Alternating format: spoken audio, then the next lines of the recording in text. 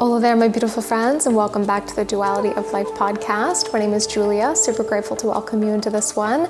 In the last episode, I dove into healthy relationships and how it's very difficult for people suffering with toxic shame to be in a healthy relationship, and how self-compassion is a beautiful, wonderful, and like a really important tool to exit the toxic shame, or at least become a lot more aware and grow through the toxic shame to get to a point where you actually believe that you are lovable and worthy of a healthy relationship.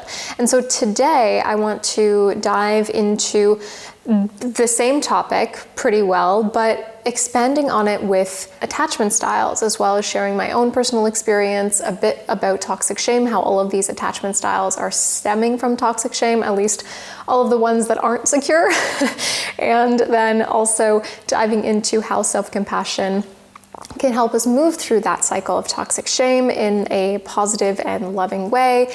I'm going to also provide tips for all of the different attachment styles to move through dating, and it's important for everyone to be aware of these things. Even if you are secure, even if you have a secure partner, maybe a friend or a family member is struggling with toxic shame, and you can help support them and love them and show them compassion, the kind of compassion that maybe they can't show themselves in this moment in time.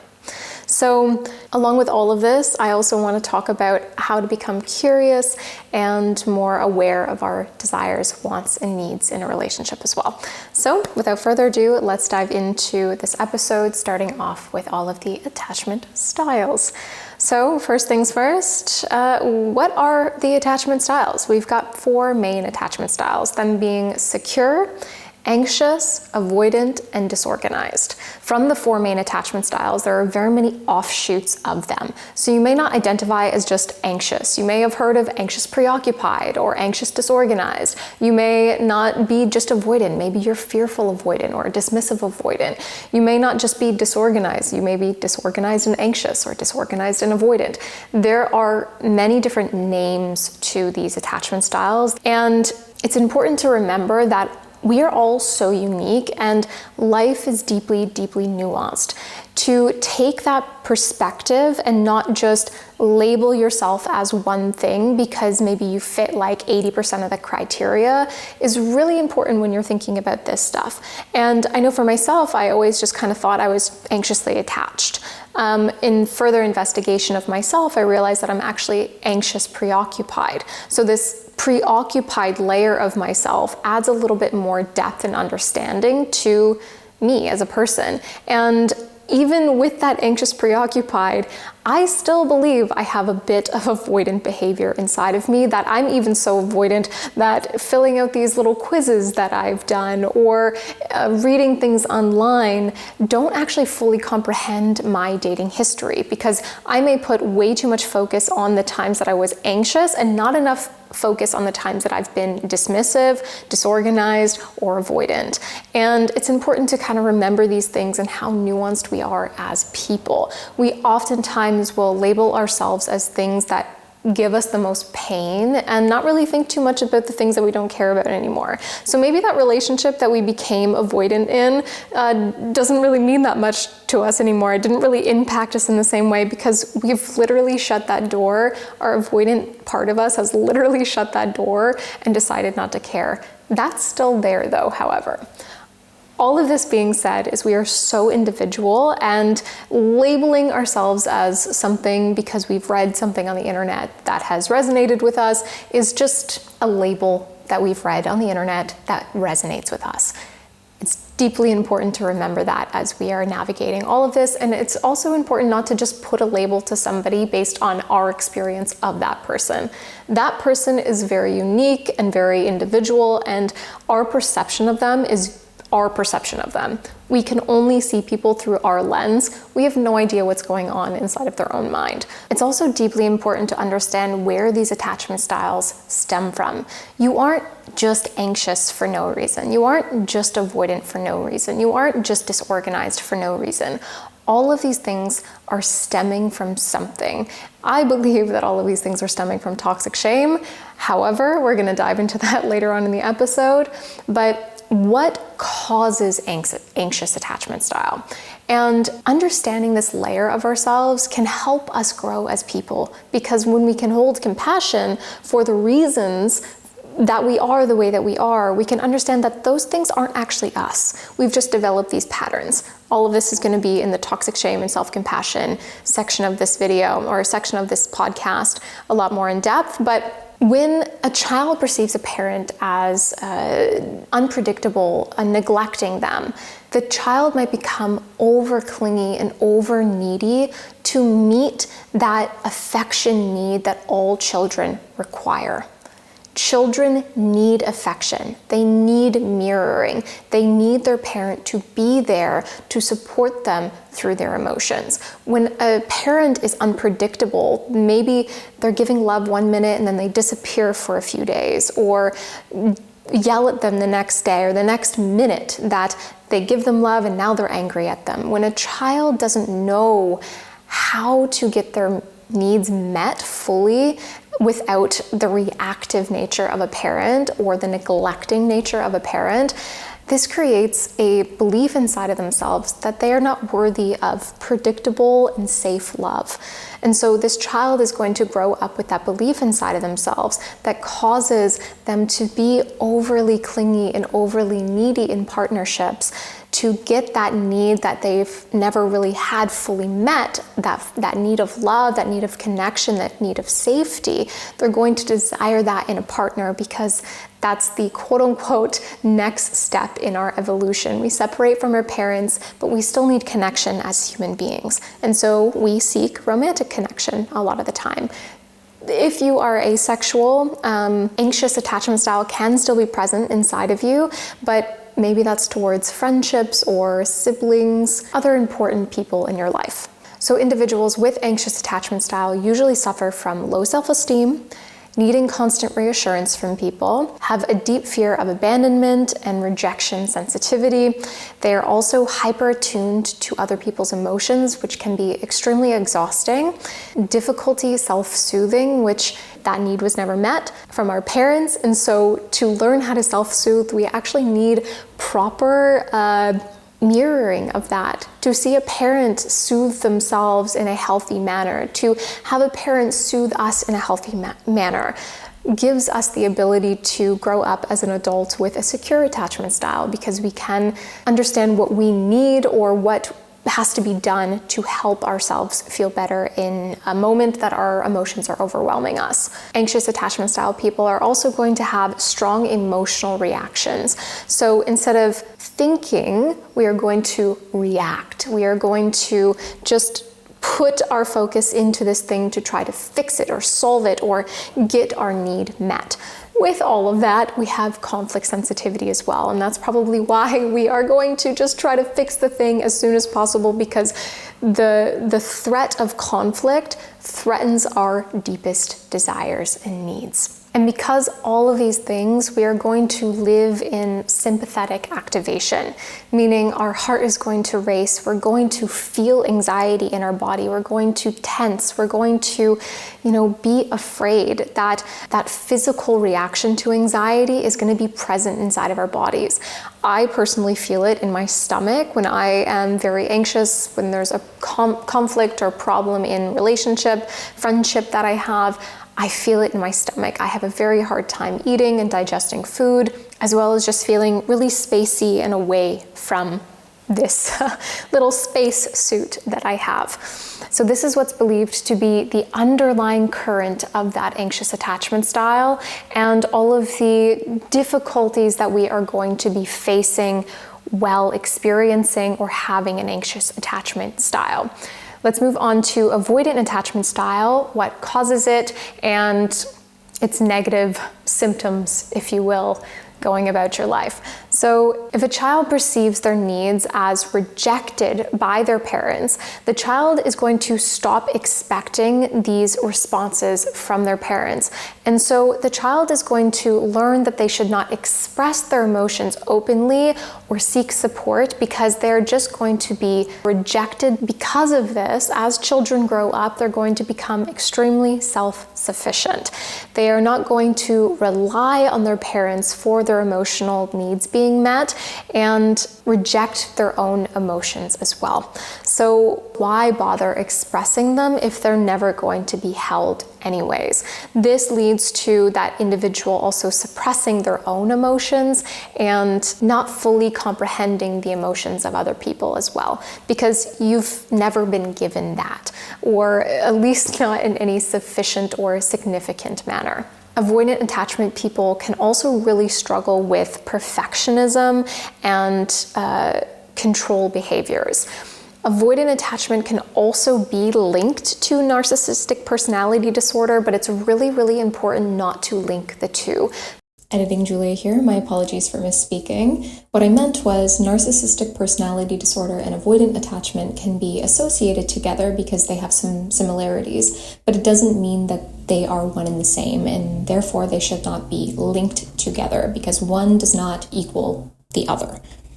Somebody can be avoidant while not being a narcissist. And I think why a lot of people just label avoidant people as narcissists is because, yeah, there's similarities and boxes that can be checked, but it doesn't make someone a narcissist. So an avoidant person may check many boxes of the qualifications to be a narcissist. It doesn't make them a narcissist. Just like somebody can have multiple qualities of being, ADHD, but not actually have ADHD. So it's just important to recognize that avoidant people, not all of them are narcissists, and stop kind of throwing that term out into the ether like it is candy. People with avoidant attachment style will also seek escapism, whether that be substances or behavioral escapism. So you can, maybe have an alcohol addiction, or maybe this is a behavioral addiction like food or sex or gambling. Compartmentalization is also another wonderful skill avoidant attachment style people have, and this allows them to separate themselves from situations, separate other people from situations, and just kind of put things in boxes instead of seeing things as a flow of events, or really allowing themselves to sink into the emotions or the previous situation that is causing distress in the relationship or friendship.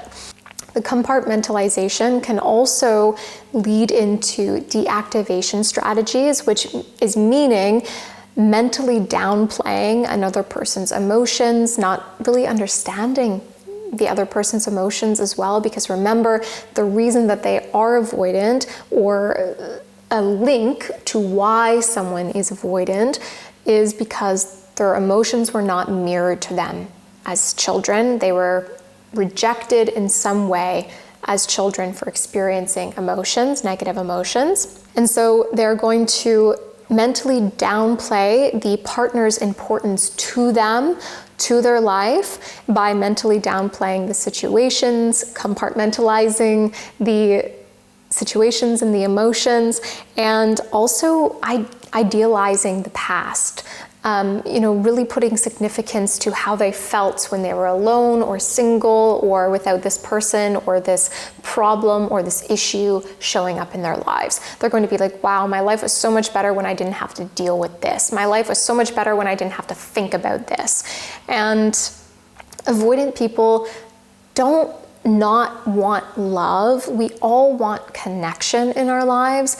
They just have more barriers keeping them from being able to allow themselves to accept love and accept other people's emotional realities, even if they aren't anxious. Maybe an avoidant person is with a secure attachment style person, but the secure attachment style person is still a human. They're still going to experience emotions, and issues are going to arise in a relationship. And when this avoidant attachment style person can't show up for that secure attachment style person, there's going to be issues there, and it's not the secure attachment style person's problem to solve. It's the avoidant person's problem to learn how to show up for the relationship.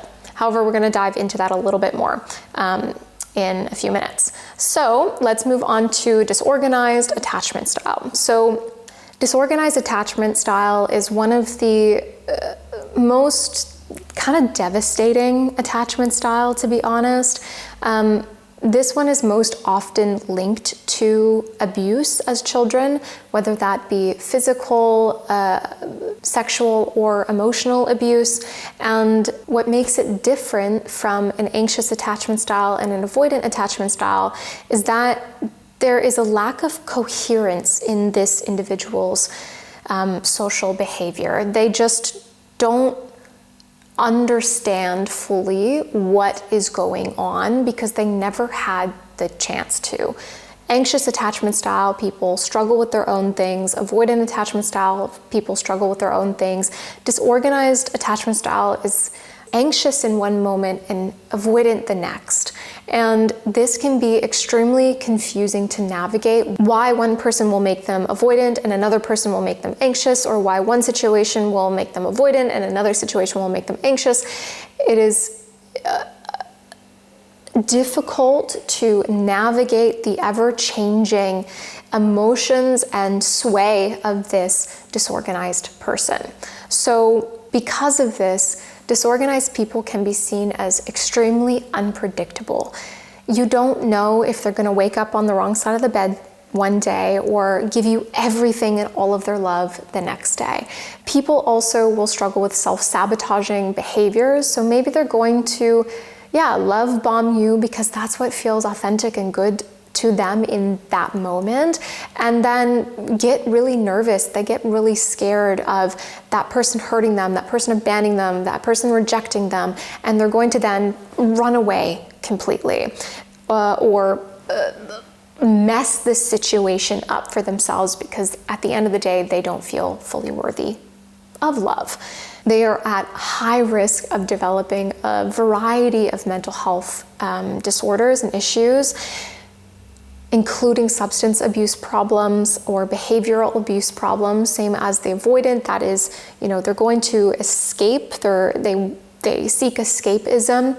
They also may suffer with delinquent/aggressive behavior. So going out, stealing things, robbing people, breaking into houses, these types of delinquent behavior. And they're at a high likelihood, if the person is living from an unaware space, to also abuse their children. Because at the end of the day, abusers were abused. And when this cycle is not looked at and held and understood by a person, and work is put into themselves to learn and grow as an individual, they're way more likely to abuse other people and abuse their children because they're reenacting the situations that they were put in as children. This is oftentimes subconscious and not a choice of the person. I really want to emphasize this. Although an adult with disorganized attachment, anxious attachment, or avoidant attachment is an adult with coherence, ability to have coherence of the world around them and make sense of what is going on. When you were never taught that as a child, it is extremely difficult to live from a place of awareness as an adult.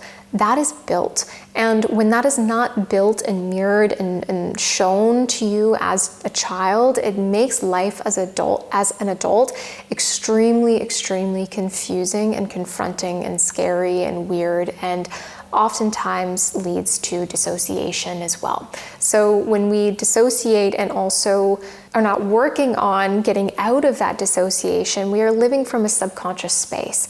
We are living from a space that is not coherent. And that is why this attachment style is more likely to abuse their children or inflict pain on other people because they are somehow reenacting the pain that they suffered themselves.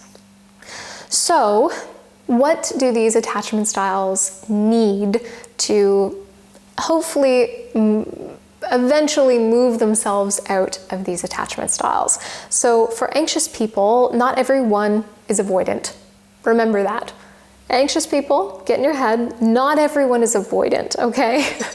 So even if it feels like no one can meet your needs, no one is going to choose you or love you or show up for you in the way that you truly desire, it's important that you work on your self-worth and your self-soothing and coping mechanisms that are healthy to lessen the impact of the anxiety within yourself and the amount of anxiety that you are bringing into a relationship. You are lovable. You are a wonderful person. You are strong and capable and resilient and all of the amazing things. But when you believe that you are unlovable and you are attaching your sense of self-worth to another person and needing that person's reassurance and validation continually, that does not allow space for a relationship to actually flourish, for that person to show up in an authentic way, for you to actually know who that person is, because you are just immediately attaching your desires and needs to them and trying to seek something from them instead of being able to be in a regulated space. No one can be regulated 100% of the time. You are human, you are flawed, you are going to mess up. That is okay. Messing up or saying the wrong thing or doing the wrong thing doesn't make you unworthy of love. And just because someone decides maybe not to be with you because of this side of you does not mean that you are unlovable, does not mean that you are unworthy of love. It just means that you need to work on your self-worth and you need to work on your own self-soothing strategies, so that way when a relationship ends or begins, it is not all-consuming. For avoidant people, not everyone is trying to take away your independence. Okay? Not everyone's trying to take away your independence, truly. And even if you feel like that is the case, you are not being asked to give up yourself for a relationship.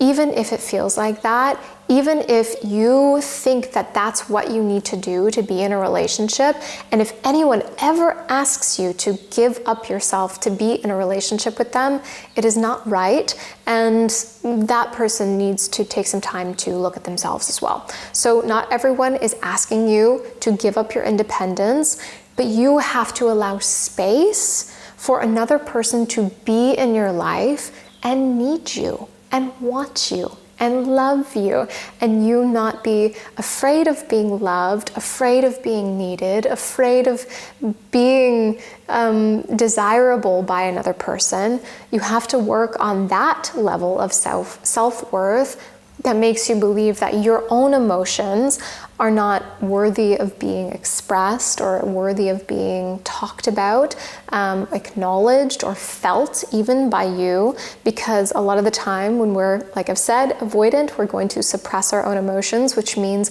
we're not going to fully allow ourselves to feel them anyways, and that's where strategies like escapism come in. We're going to use a tool of escapism to not feel our feelings. But we need to allow our circle to open so that way we can welcome in another person's emotion and not feel like because they're feeling this way or because they are telling us that we need to show up for them in a particular way that makes them feel loved. If we value that person and value this relationship, we need to learn how to process our own emotions, and it's important to also choose someone that has space to help you in the processing of your emotions. You need your emotions to be mirrored, because when you're avoidant, like I've said, you didn't have that as a child. You didn't have your emotions mirrored to them. You didn't have a parent that expressed their emotions, and that's why you learned that emotions are not worthy of feeling. So to welcome another person into your space is a really difficult thing, but do it slowly. Do it with friendship first, in dynamics that make you feel a little bit more sensitive or held first, before just diving straight into a long-term relationship with somebody that you're not able to fully show up for, because you need vulnerability to show up for a healthy relationship. All right, now disorganized people, what do you need? it's important to understand that not everyone is capable of showing up for your inconsistent needs. And I do not say this with any sort of strife or judgment. When we are disorganized, we are anxious one minute and avoidant the next. When we are unpredictable, another person cannot predict us. They are not a mind reader. They are not a genie. To have a level of emotional consistency inside of yourself is really, really, really difficult to build and takes a lot of work and a lot of showing up for yourself over a long period of time to get to a space. You are not unlovable. The trauma that you endured is not defining you, although it may feel that is the case. It may feel like something was taken from you, like your life was ruined in these moments that happened to you as a child, but it was unfortunately these circumstances that you were put in that made you believe that you are not lovable, not worthy, and not safe. So you need to learn how to create emotional regulation inside of yourself and find a sense of balance. The constant fluctuation of your needs is not only confusing to another person, it's also confusing to you, and that's why you may live in a state of confusion. So when our world was chaotic as children, it's confusing, and we grow up with that sense of confusion inside of ourselves. Finding grounding in particular practices that you work on a consistent basis can limit the amount of confusion that you experience in life. So we need to limit the amount of confusion that we experience. We need to limit the amount of chaos that we have in our lives and find emotional regulation and a sense of stability inside of our own lives and our own self. That is what we need if we are a disorganized person. So all of these attachment styles that are not secure, and even if you are a secure person, again, it's really important to understand that you live in a world full of anxiously attached people, avoidant people, and disorganized people. Being able to understand these things can really help you become a safe space for these people. And that's not to put their healing on you at all, but to just create a sense of understanding and not perpetuate any maybe negative mindsets towards a person that has experienced trauma or emotional neglect, these sorts of things as children. All of these attachment styles, avoidant, anxious, and disorganized, are stemming from toxic shame issues. Toxic shame is an underlying belief that you are unlovable, unworthy, undesirable, unwanted, unacceptable, dirty, gross, disgusting. Whatever word resonates with you there, it's essentially just believing that you are wrong. Your humanness, you as a person, is just wrong. Where somebody may experience guilt or a healthy level of shame and believe that this thing or this situation was wrong, toxic shame is believing that you are wrong.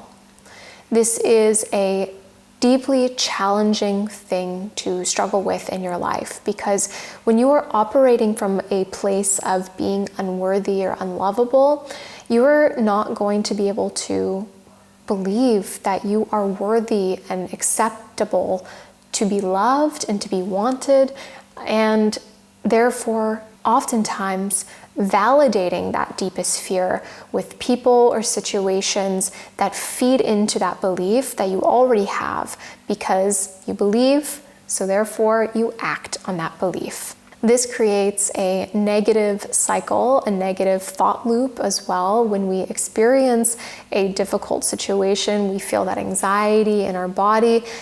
That anxiety that we feel in our body is going to be brought up to our brain, and when we feed that anxiety with that feeling of, I am wrong, this is my fault, I am disgusting, I can't believe I did XYZ because I'm just so unworthy of love, that is going to then feed into that bodily sensation of anxiety and create this negative feedback loop. This negative feedback loop can last a lifetime if we do not address the underlying belief that we are unlovable. And so many psychological issues are linked to toxic shame, including narcissistic personality disorder, if you struggle with high amounts of anxiety and depression, paranoid personality disorder. And with that link, we can then look at the underlying beliefs of anxiously attached people, avoidantly attached people, and disorganizedly attached people. When we can look at these 3 attachment styles and actually see where they are stemming from, usually from childhood. These things were learned as a child and then brought through adolescence because we did not learn how to regulate our emotions. We did not have our emotions mirrored to us. We may have been neglected emotionally, physically, sexually abused, and these situations create coping mechanisms to help us survive. The child needs the parent to survive. Even if the parent is abusing them or neglecting them, which is abuse, when the child is being abused and emotionally neglected, they develop coping mechanisms to deal with that pain, to get their needs met. So some children may become the parent to their parents. Some children may learn that the only way to get affection is to throw a tantrum or overreact or fight, be angry. Another child may learn that every time they experience this type of emotion, they just get shoved in their room or shoved in their closet or left alone, which then signals to them that feeling is wrong. So all of these things are coming from what John Bradshaw calls the will. When the will is broken as a child due to these various situations, we develop toxic shame. Shame is a completely normal human emotion that we should all experience, and I've even gone down a philosophical understanding of what shame is and kind of linked it to Adam and Eve. When Eve ate the apple, she became aware of herself. She became aware that she was unclothed. This is just a little philosophical offshoot of this topic, but I find quite interesting. So enthrall me with this. So when Eve ate the apple and she became aware of her naked body, that is shame. Shame is something that we all need to experience in this life because it makes us understand our limits, where in this life we feel uncomfortable. And when we get to that limit of uncomfortability, of budging up against that safety net that we feel inside of our own being, which is subjective as well. People will have a different level of safety and security that they need to feel okay inside of themselves. That is okay, that is normal, that is human. We're all different and individual. But when we find that limit, that wall inside of ourselves that says, ooh, okay, that's starting to get a little uncomfortable, that helps us set our boundaries. Okay, I know that this situation makes me feel uncomfortable. I need to put a boundary up to respect myself because I don't want to experience this difficult emotion for no real reason. I don't need to be uncomfortable in this situation. I don't need to be afraid in this situation. If I put this boundary up, that'll help limit the difficult emotions that I feel in this particular space. That does not mean that someone is avoidant for not wanting to feel difficult emotions. That is just self-respect. That is saying, okay, maybe, this is in context of dating, maybe going on a fancy dinner makes me really uncomfortable and I'd much rather just go for a coffee when I first meet someone. I'm gonna put that boundary up. If somebody asked me to go for dinner and be like, hey, I'd much prefer just going for a coffee the first time we meet. That's a boundary that you have, because you know if you're sitting at a dinner table and feeling deeply uncomfortable, you're not going to be able to have a healthy conversation with somebody because you're fighting the instincts inside of you that say, oh, this is yucky, I don't like this, I don't like how I feel, and therefore not being able to show up authentically. So finding where we feel uncomfortable and or experience shame. Maybe we do something like, hey, have sex on the first date, and we experience shame. That is not a bad thing. We do not have to shame ourselves or feeling shame about having sex on the first date. That is pointless. We are just shaming ourselves because we feel shame, and that's only going to create toxic shame. So we just need to be aware, like, hey, I did that thing. There's nothing wrong with sex. There's nothing wrong with my pleasure. There's nothing wrong with my body. There's nothing wrong with expressing myself in that way. But maybe on the first date, that isn't right for me. That doesn't feel good to me. That makes me experience anxiety or experience shame or experience XYZ. Okay, now we're going to put that boundary up inside of our own being and not allow that to happen again. Creating boundaries is deeply important to live in alignment with yourself, so that way you are not continuously experiencing dysregulation because you believe that you have to do anything and everything to get love from another person, for instance. So shame, when we experience that, when we experience these uncomfortable emotions, that allows us to find our limits and set boundaries. That is beautiful, deeply important. So this toxic shame layer is the stem of anxious attachment style, because underlying it all, anxious attachment style people believe that they are unworthy of love, and they believe that they are not able to have their needs met by another person because they do not feel worthy of even their needs being met in the first place.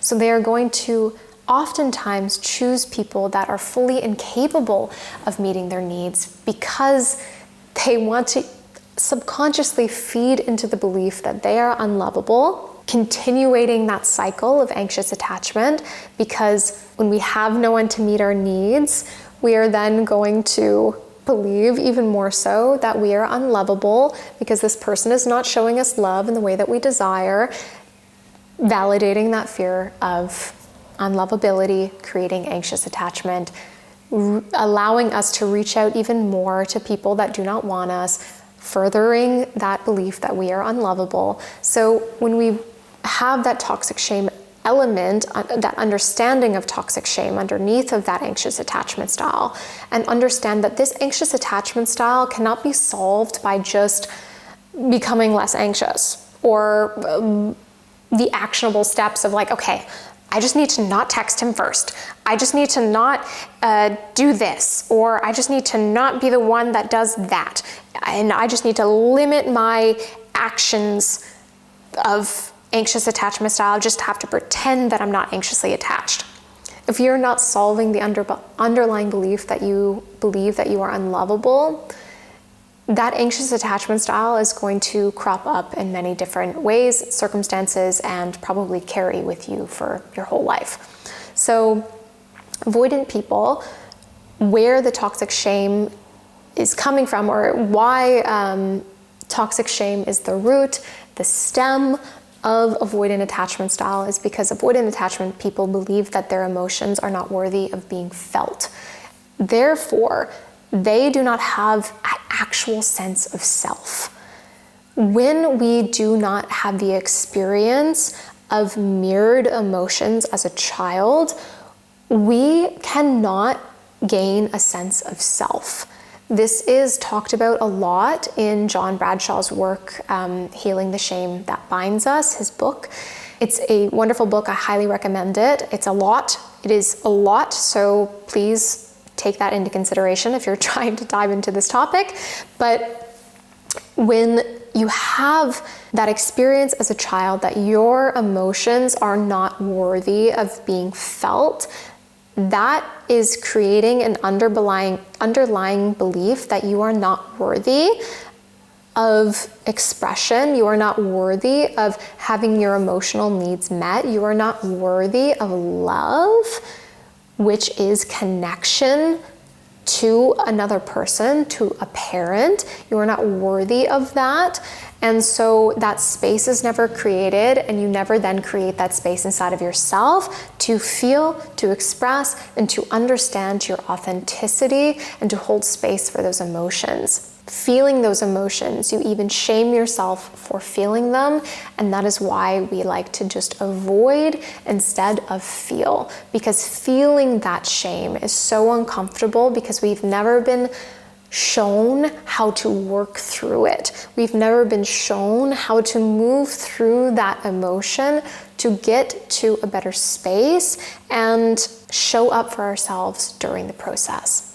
Again, an underlying belief that we are unlovable and therefore unworthy of experiencing our full range of human emotions. And everything that I just said between the anxious and avoidant can also be completely tied and is so valid to the disorganized, as the disorganized person is a mixture of anxious and avoidant tendencies. Again, with a deep underlying belief that they are unlovable and unworthy, which is toxic shame. Again, may does not mean that I'm saying if you have anxious attachment style, you have this problem, or if you have an avoidant attachment style, you have this problem. It is mainly a framework, like I've already said, an archetype, a broad view of what we're going to be struggling with.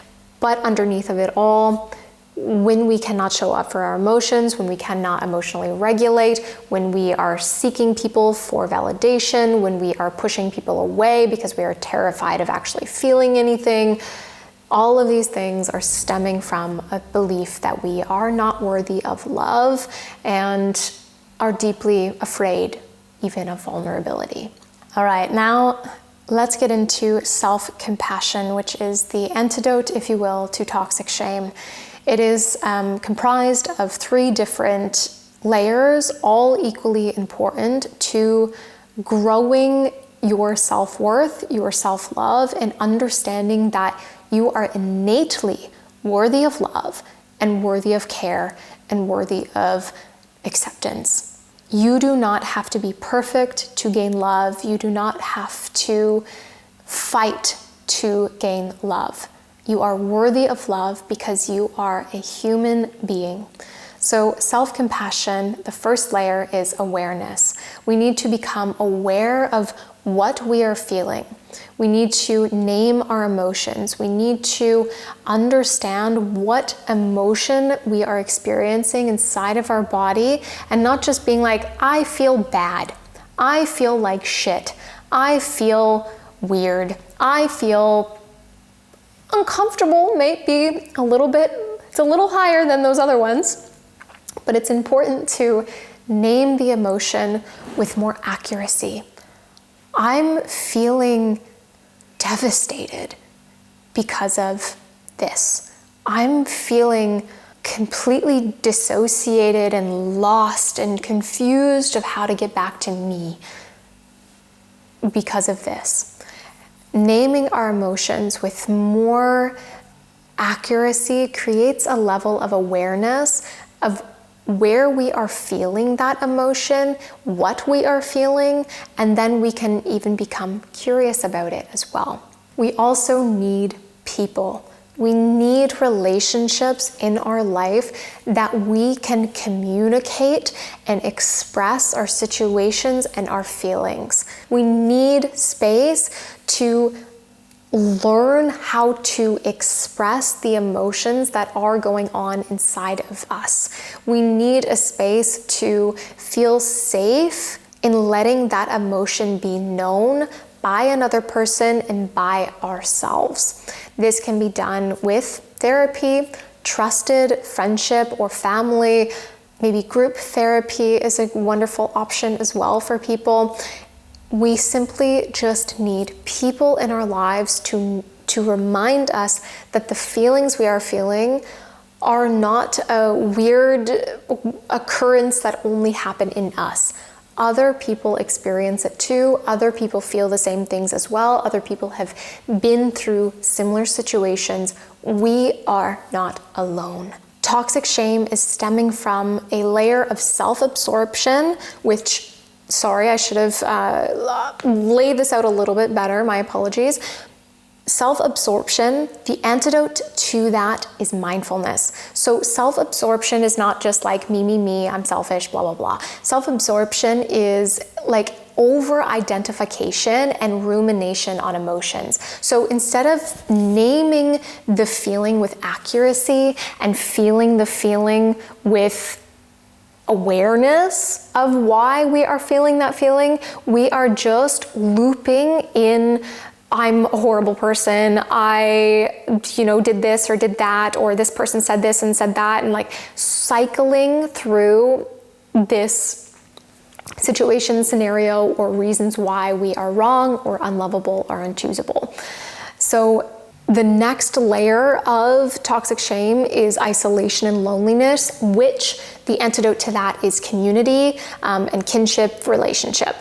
The third layer of this is self-criticism, which then the antidote to that is self-kindness. We need to build a warm, welcoming, and accepting attitude towards ourselves to escape that toxic shame cycle and become more self-compassionate and understand that we have worth. Innately, we have worth. Even though someone or a situation took that away from us, does not mean that that is true. Toxic shame is not true. The beliefs that it gives you are not accurate. They are not true. And that is a little trick that it has. It makes you believe that it is right when it is not. It is all-consuming and feels like it is all-knowing, but it is not. So a layer of this, also self-compassion, with escaping that self-absorption and becoming more mindful, with creating community and relationships, escaping that loneliness and isolation, with, exiting that self-criticism and learning to become more, hold more self-kindness and have more kind words towards ourselves.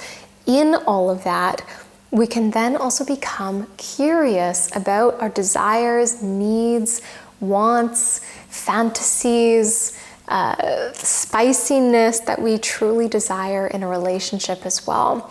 When we understand ourselves better, we can then choose people that fuel us better, that can show up for us more uniquely, instead of just being like, oh, well, he's a good guy, so I'm gonna pick him. Or, oh, I like that he plays basketball and I'm gonna pick him because of that. When we understand what we are desiring as people on a more fundamental level, then we can more easily set boundaries, which is amazing, and understand when somebody crosses those boundaries.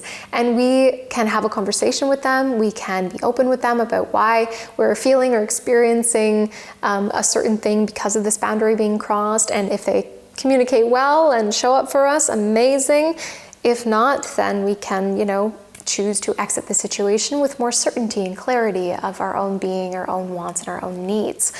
A layer of this, I believe also, if you are a sexually active person, if you're not an asexual person, understanding what you desire sexually is a really important aspect of a relationship, and something I truly don't believe can be ignored or should be ignored or suppressed or shamed. I think holding shame around sex is unfortunately the case for so many people, especially women, but knowing that your pleasure is important, knowing that you are not dirty or wrong for desiring pleasure is really important to also escape that toxic shame cycle. And to know that if somebody shames you in, your sexuality, if someone shames you in the amount of partners that you've been with, and somebody shames you in how you express yourself sexually, they are not your person, and they are only going to feed into that underlying belief that you are unlovable or unacceptable or unworthy or dirty or wrong even more. So in my personal experience, I came to realize that I needed to research BDSM. BDSM is not some scary black magic of whips and chains and leather. It is a understanding of certain desires and wants that many people carry in this world that oftentimes are never even voiced. There's part of it is dominance and submission. A lot of men will walk around wanting to be dominant. A lot of women will walk around wanting to be submissive, but not understanding where these layers are actually coming from. Why do they feel that way? What inside of them is actually sparking that desire? And maybe it is actually just a societal pressure to be that way. There are many men that claim to be dominant or want to be dominant in a conscious manner, but maybe if they were put into a situation where they had the ability to submit to a woman, they would. And there's nothing shameful of that. It's actually quite beautiful to learn more about yourself, so that way you can seek relationships that are in alignment with you. Maybe as a societal norm, being submissive as a woman is what you have been expected to be. But there's something in that that doesn't resonate with you. There's something inside of that that doesn't feel right to you. Maybe you need to experiment with being more dominant in your sexual activity. You need to experiment with voicing different things or whatever the case may be to gain a deeper understanding of yourself. I personally have really struggled with shame around intimacy and sex. I've realized that holding shame around my intimacy is only feeding into the toxic shame element of me, because I believe that a part of me is wrong. I believe a part of me is unlovable because I truly desire pleasure, or I truly desire a certain dynamic. So reflecting on previous situations, reflecting on previous partners, what you liked and what you didn't like, is a beautiful way to understand yourself a lot more, because I had previous partners that I thought it was just, them. I thought it was just like, oh, that was the sex with them, or that was the intimacy with them, and I'll never be able to find that again because it was just me and him's dynamic. Where in reality, that was actually an expression of a dynamic that I didn't fully comprehend was going on. And so when I did more research about these sorts of things, I found out, one, that I lean in a particular way, and I desire people that lean in that, kind of polar opposite way. And it is not just me and that one person that will ever have that. It is something I can move with more intention toward in a relationship. I can learn how to have conversations with people around sex positivity, which isn't just, having sex with anyone and everyone willy-nilly. Sex positivity is really emphasizing a layer of consent, emphasizing safety with sex, emphasizing emotional regulation and connection in sex as well. So educating myself on these layers has been deeply profound for my personal experience, and I believe that unfortunately we live in a world where sex is still kind of shamed. Even if we live in this hypersexual world, there is an undercurrent that it is shameful, and your desires, whether that actually be from a man or a woman, Many of men's desires are also shamed, and shamed by women, because women feel ashamed for maybe wanting that as well, or desiring that, or giving that to a man. There's this dynamic of men needing to earn sex from a woman, which also puts a weird hierarchical dynamic towards sex, where a woman will feel like a man has to tick a certain level of boxes before she can willingly give her body or give herself to him, so to speak, where in actuality it would be completely normal and completely fine and completely, acceptable if she were to have sex with him when she desired to, not because he met some criteria to have sex. So I say all of this not to judge anyone for their choices, but to actually just create a space where it can be talked about more openly. It can be talked about with a layer of nuance and acceptance and compassion, and escaping that uncomfortability, that weirdness, that yuckiness that it unfortunately has. And so now that we know our attachment style, we've learned about why we may be struggling with toxic shame, why self-compassion is the antidote to that toxic shame, and how it can help us move through our attachment style, becoming curious about our sexuality, which is an important aspect of a relationship, a romantic relationship, or just a relationship with people. Hey, you do you, my friend. And then now let's start from the top. Let's start from the top in the sense of what to do, how to keep yourself safe in the dating world, like going out on dates with people. We all have a different experience when it comes to the emotions we experience in different circumstances, in different times of our lives, all of these things. So some of us may have a sense of overly trusting someone. We may, I would say this is probably stemming from an anxious attachment. We are deeply desiring love, deeply desiring our needs to be met. And so we will put ourselves in situations where that is a possibility to be met. So, attaching ourselves to somebody too quickly, overly trusting someone that we don't know, a stranger, especially if we're meeting people online, getting into cars when we don't know people, meeting in weird locations or whatever the case is. If we are overly trusting people, we need to understand that we are worthy of keeping ourselves safe. Your safety is deeply important.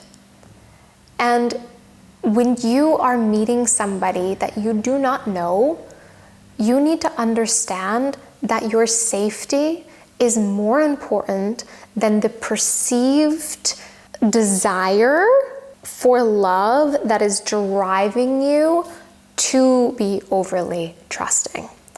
You have a deep desire for love that overrides that actual reality of needing to keep yourself safe to get that need met, and we need to understand that.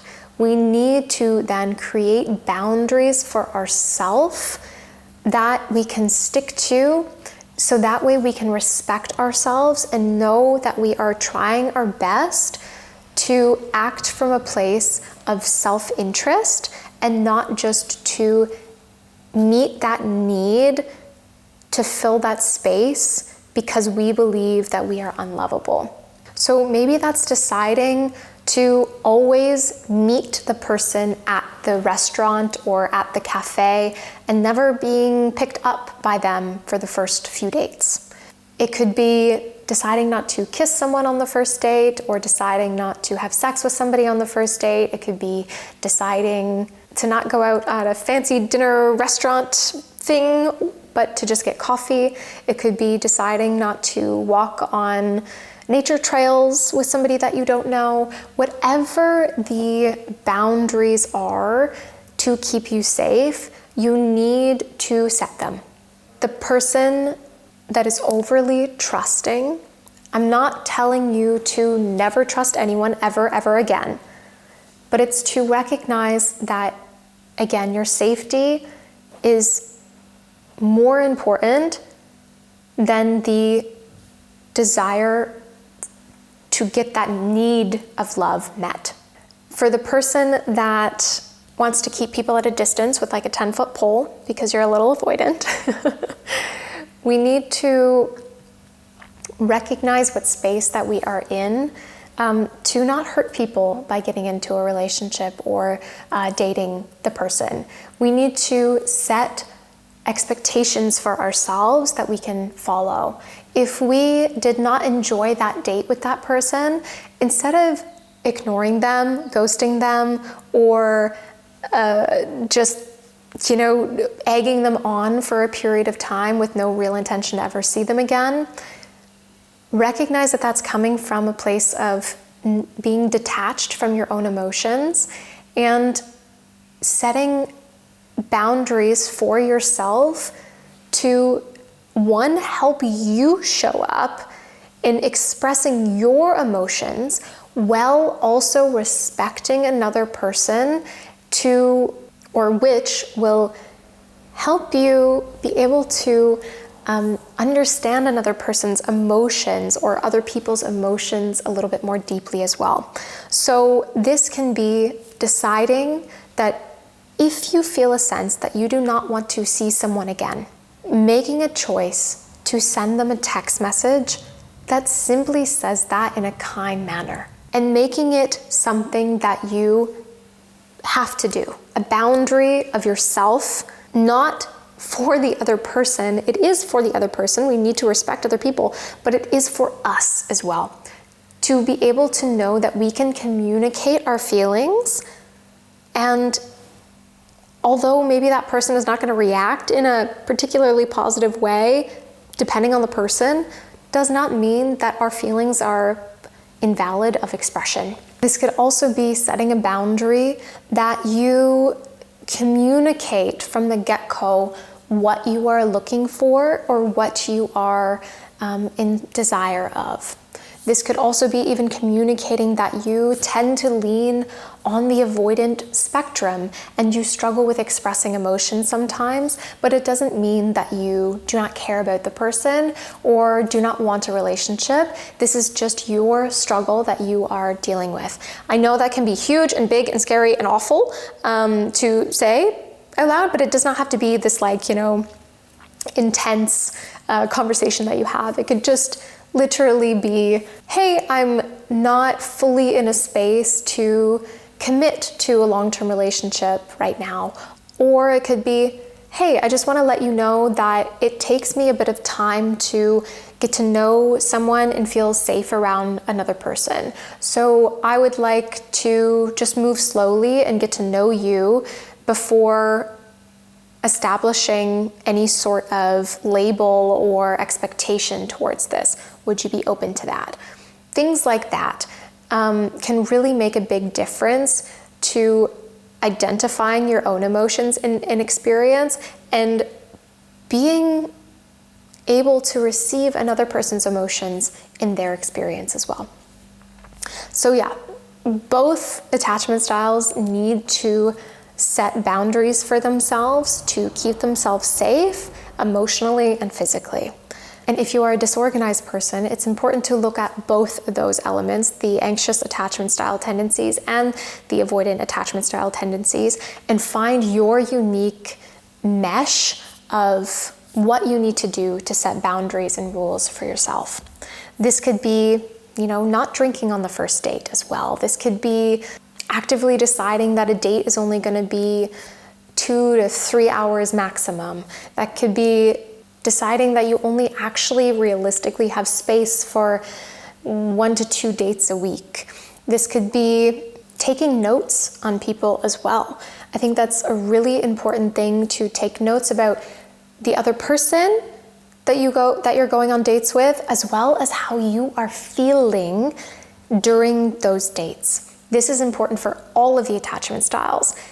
I personally will voice note myself or voice memo on my phone about a first date or about a person that I'm seeing, just being like, oh, I've experienced this, or I'm experiencing that, or I'm feeling this, or I'm feeling that. So that way I can keep a catalog in a way of my personal experience with this situation. I can then reflect back on this situation, maybe a month's time or a couple months' time or a few months' time, and be like, oh, this is not the first time I've experienced this emotion with this person. This is not the first time this person has made me feel like that, or that's not the first time I have done this thing or said that thing or whatever. It is creating a semblance of awareness throughout the whole process.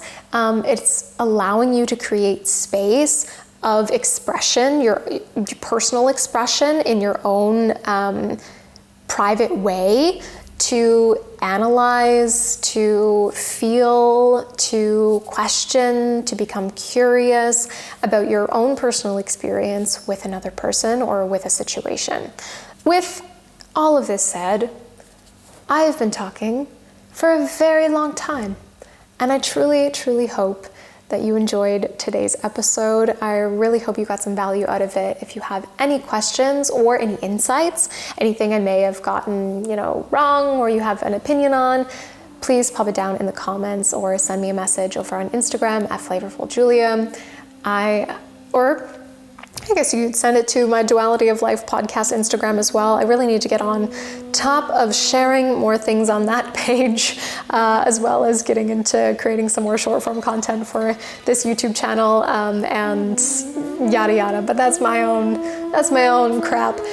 I hope you have a beautiful rest of your day. All of the resources, links, and important things will be down in the show notes and description box. I have a year's worth of journal prompts available to you and lots more goodies down there. Sending you so much love, and I hope to see you again so very soon. Bye.